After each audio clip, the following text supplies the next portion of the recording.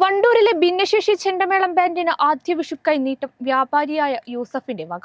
എന്നെന്നും ഓർത്തുവെക്കാവുന്ന വിഷുക്കൈനീട്ടവും ആദ്യത്തെ പ്രതിഫലവും യൂസഫിന്റെ കൈകളിൽ നിന്നായിരുന്നു. കഴിഞ്ഞ ഞായറാഴ്ചയാണ് വണ്ടൂർ ആശ്രയ ഭിന്നശേഷി സ്കൂളിലെ വിദ്യാർത്ഥികൾ ചെണ്ടയിൽ അരങ്ങേറ്റം കുറിച്ചത്.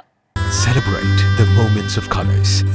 KMT Silks, Perinthalmanna, Kottakkal.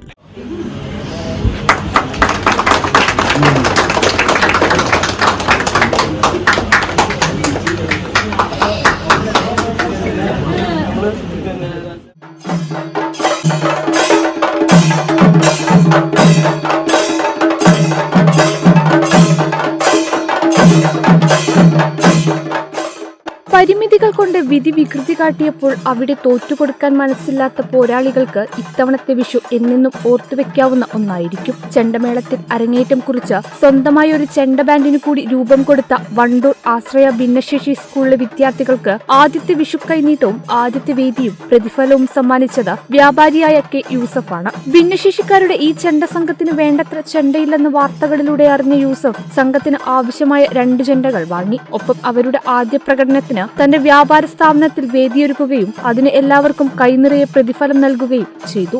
മാനസിക വെല്ലുവിളികൾ നേരിടുന്ന 110 കുട്ടികൾക്ക് അഭയകേന്ദ്രമായിട്ടുള്ള വണ്ടൂർ ആസ്ഥാനമായി പ്രവർത്തിക്കുന്ന ആശ്രയ സ്പെഷ്യൽ സ്കൂളിലെ കുട്ടികളെ ഉൾപ്പെടുത്തിക്കൊണ്ട് ഈ കഴിഞ്ഞ ഏപ്രിൽ 5-നാണ് ഒരു ചെണ്ടമേളത്തിൻ്റെ അരങ്ങേറ്റം വണ്ടൂരിൽ വെച്ചിട്ട് ആരംഭിച്ചത്.